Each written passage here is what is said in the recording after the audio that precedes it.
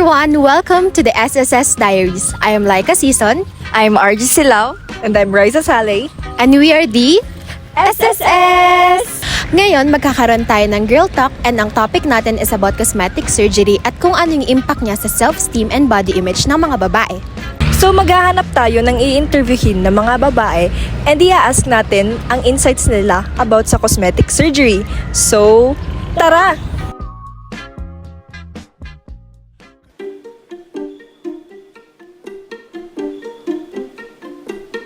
Yes po. Yes, a little information kasi meron sa SOCMED and may mga kakilala kong nagka-cosmetic surgery. Opo, ate. Okay. Yes, cosmetic surgery, yes. For me po, if I were to ask myself, siguro po no. Yes, I agree. Para sa akin, hindi po. Yeah, in favor naman ako. Yung household po na kinalakihan ko, parang they encourage me to accept who I really am. Na though hindi po kami against sa mga tao na nagaganon, pero for us po, as much as possible, hindi po. Parang aware naman ako sa kung ano yung meron sa akin, kung ano yung flaws ko, kung ano yung maganda sa akin na nakikita ng ibang tao. So, parang tanggap ko na. Andito na kasi sa akin yung contentment.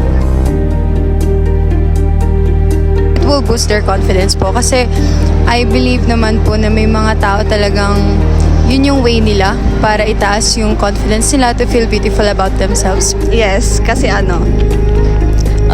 since pinili ko naman yon na mas mag-cosmetic and pinili ko kasi I believe that it would enhance my beauty like that and kaya yes. Sure naman na mas tataas pa yung body confidence ko, yung confidence ko sa sarili ko since if mostly naman kasi ng mga girls na nabubuli, di ba, flat, ganun, walang puwet, pango siya, ganun, di ba, ang pangit pakinggan, kaya yun nga, for me, positive naman talaga siya in terms of, meeting the beauty standards of society. Siguro po if meron, siguro yung long-term effects po na baka may effect po yung pag-alter sa katawan po nila. May mga nababalitaan akong side effects sa body and sa health. Meron if ever na hindi nagawa ng maayos ng specialist. Feeling ko in terms of health talaga, if hindi na maintain ganon or yung mga chemicals na pinapasok sa katawan, mostly pagtanda mo na talaga sisingilin ka na ng katawan mo, ganon. Parang alak lang rin yan parang droga, ganon. Nakaka-addict din kasi ang, cosmetic surgery or pagre-retoke tulad ng sa Toro family. Although maganda naman talaga tignan, pero yun nga, medyo may problema sa pag-apply mo sa sarili mo, gano'n. At saka isa pa rin na naiisip ko, I think body dysmorphia. Pag hindi ka nakontento sa sarili mo, lagi kang magpaparetoke, lagi kang, hindi ako enough, edi paretoke ulit ako, papatungusin ko pa ulit yung ilong ko, gano'n.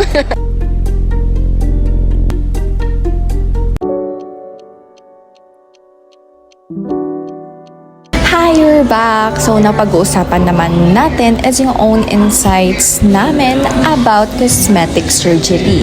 So, kayo, agree ba kayo regarding cosmetic surgery? Ako, agree naman ako kasi parang wala namang mali doon as long as mas nagiging confident ka sa pag may pinagawa ka, tas mas maganda yung feeling mo sa body image mo.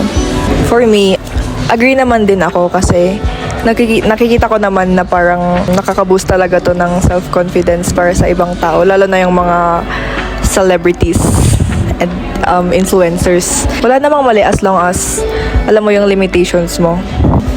Agree naman ako. Agree ako sa cosmetic surgery because personally, I want one. Wala namang mali as long as sariling decision mo yon and walang parang pressure, walang nag-uudyok sa'yo na or pinipilit ka na magpa-cosmetic surgery. Basta alam mo sa sarili mo na pag nagpa-cosmetic surgery ka, alam mo yung magiging kakalabasan, ganun, is matatanggap mo yung bagong ikaw and magiging way yun para mas tumaas pa yung self-confidence mo and mas maging maganda yung paningin mo sa sarili mo. same pala tayo ng mga insights eh. So, ngayon, may question din ako. So, sa tingin niyo ba, nakaka-apekto ba siya sa self-esteem ng mga tao? May kakilala na ba kayong nagpa-cosmetic surgery talaga? Ayun kasi, parang nauuso yung pagpapa-cosmetic surgery. Lalo na ngayon na puro social media, may mga vloggers, influencers na nag-o-opt na mag-take ng cosmetic surgery kasi kapag napapanood natin sila, sinasabi nila na yun yung way nila na pag-boost ng self-confidence nila and yung parang pag-erase ng insecurities nila sa katawan, which is for me has a positive effect naman sa mental health nila. Just like yung sa Toro family, kay Paye, and insecurity niya yung ilong niya as sabi dun sa sa vlog nila. And ngayon naman, parang mas tumaas yung self-confidence niya. Tingin ko nakaka-apekto naman siya sa confidence kasi si Vien, yung Team Payaman, kilala niyo? Di ba? Kasi sabi niya noon, nung bata siya, binubuli siya dahil sa ilong niya kasi pango daw. Tapos, yun, parang ngayon, napag-decide niya ng magpagawa ng ilong. Tapos, kakagawa lang ng ilong niya ata, di ba? So, ayun, syempre, as social media influencer siya, marami na namang sasabihin yung mga tao. Madaming nababasa ko sa mga comment section, madaming nag-criticize sa kanya, tabingi daw, hindi niya bagay. Pero sa tingin ko na-handle niya naman yun kasi hindi niya pinapatulan. Tapos pag nagre-reply siya, talagang positive yung attitude niya towards doon. Ako parang same din lang sa inyo na nakaka-apekto talaga siya sa self-esteem. Kasi 'di ba yung mga in-interview natin, sinabi rin nila na talagang nakaka-apekto, like parang nai-increase yung self-esteem nila. Tapos 'di ba si Tony Fowler, kilala siya na ang dami niya ng pinaritoke. Tapos parang una kasi niyang pinaritoke nung napanood ko dun sa Tony Talks. Nung nagka-baby siya, parang sinabi kasi nung tatay ni Tyrone niya, na may nakita kasi siyang post ng babae. Sabi niya, ang ganda ng ang sexy nito. Tapos sabi naman si ibang babae, insecure siya dun sa sinabi, kaya talagang inuna niya yung boobs niya. So parang ngayon makikita naman natin dun sa mga vlogs niya na talagang parang ang taas na ng self-esteem niya, maganda na rin yung tingin niya sa katawan niya. May tanong ako dun sa kay Tony Fowler. Kasi 'di ba, famous naman siya dahil sa mga paggawa niya ng mga boobs niya, ganon. So, ang tanong ko, hindi ba siya nagsasawa sa parang recovery? Kasi 'di ba ang tagal ng recovery process din, tas yung mga side effects ng pagpapagawa niya. Dun sa kasi 'di ba may mga may reality TV na sila. Parang makita mo kasi doon na talagang maraming nag-aalaga sa kanya during nung recovery period. Tapos maganda kasi yung support system niya. So parang mas mapapabilis yung recovery kasi maraming tumutulong talaga sa kanya. Si Doc Yapi, parang very hands-on kay Tony ngayon.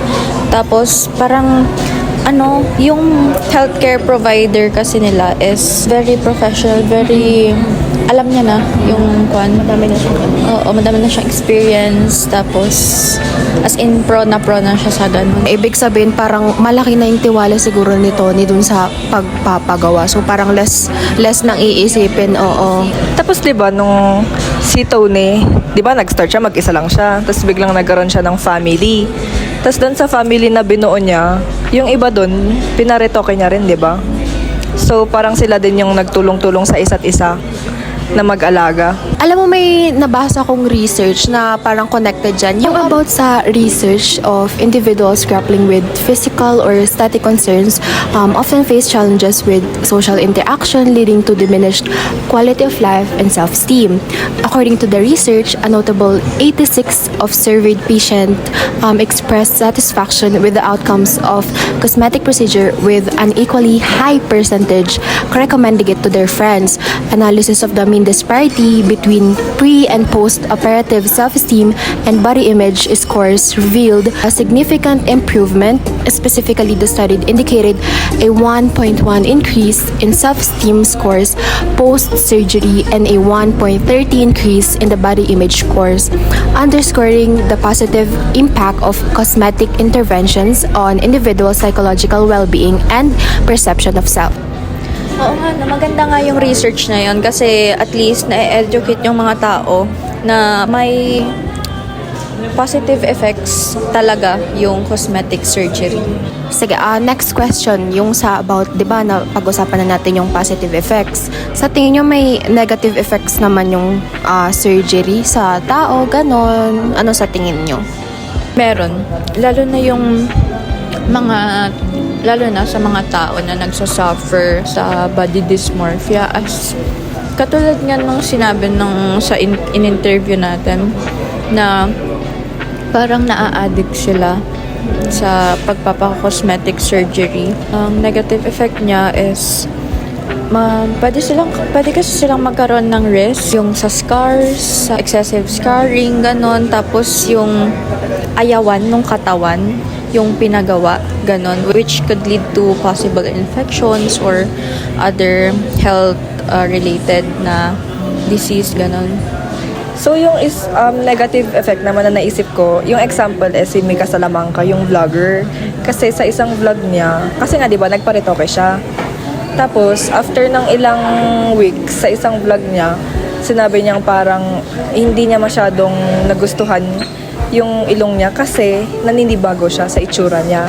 Kasi maganda naman na talaga siya dati. Kaya lang, ginawa niya siguro yun para mas ma-enhance pa yung beauty niya, para mas ma-enhance pa yung confidence niya. Kaso it turned out na parang nung bago pa lang, bagong tingin niya pa lang sa sarili niya, parang nabigla siya. Kasi di ba ganun naman talaga? Pag bagong gupit lang nga, parang ang pangit. Oo. Nung medyo nag-heal na yung medyo nag-heal na yung ilong niya, na-bulgy, umayos na rin yung itsura niya, parang natanggap niya na rin. Tapos, yung naisip ko din na isang negative effects, yung risk for infection. Lalo na yung mga first time na nagpa-retoke, hindi nila masyadong alam yung aftercare ng surgery nila. Iniisip ko rin, kasi di ba gusto ko rin naman magpa-cosmetic surgery. Kaso iniisip ko, ano kayang magiging itsura nun? Siyempre, pag ngayon, maganda. It's very plakado, ganon. Naisip ko, paano na kaya pag matanda ako? Siyempre, hindi naman na ganito kabata yung skin ko, magsasagi na. So, ayun, ano kayang mangyayari dun sa mga pinaglalalagay nila sa loob ko or minodify nila sa katawan ko? So, may nabasa nga akong research yung about, according to Psychological Society in 2023, they indicated that cosmetic surgery may increase the lead to patients being less happy and having worse results. A condition that they presented was body dysmorphic disorder, in short, BDD, which is considered a contraindication for cosmetic procedures. They also stated BDD affects a portion of people, slightly more in females with 2.1% than males with 1.6% being affected. Unlike some mental health issues, BDD usually leads to bad psychological results such as yearning for more cosmetic treatments, unnecessary surgeries, and unhappiness with the procedure. Also, another research in 2022 by Chung and Kim found that fear of side effects can deter people from getting cosmetic surgery, affecting each other's person's decision differently. Alam mo, maganda yung research na yan kasi parang marami rin siyang sinasabing negative effects. So, ma-educate din tayo, balance yung alam ng mga tao. Like, may positive, may negative effects din yung cosmetic surgery. Pero since tayong lahat agree naman sa cosmetic surgery, di ba? Anong mga balak niyong ipagawa? Kasi ako, I like to do chin augmentation. Kasi, tignan nyo, napakalaki nung dito ko. Gusto ko yung pag-side profile. Ganun talaga. Yun lang. Gusto ko yung hindi naman very pointy. Yung cute lang, pero pointy na nose. So then, breast enhance. Gamit yung fats, hindi gamit ang silicone. Kasi ngayon, yung new technology is kukuha na lang sila ng fats sa katawan mo, tapos yun ang ilalagay sa boobs mo. Para konti lang naman. Ako naman, same lang sa inyo, like yung sa chin, para din, kasi ang taba rin ng ko. 'Di ba? Para may onting jaw naman na makikita parang pagka-side. Yun lang. Again, this is SSS where we empower everyone, embrace everybody. Don't forget to like and subscribe to our channel. Bye!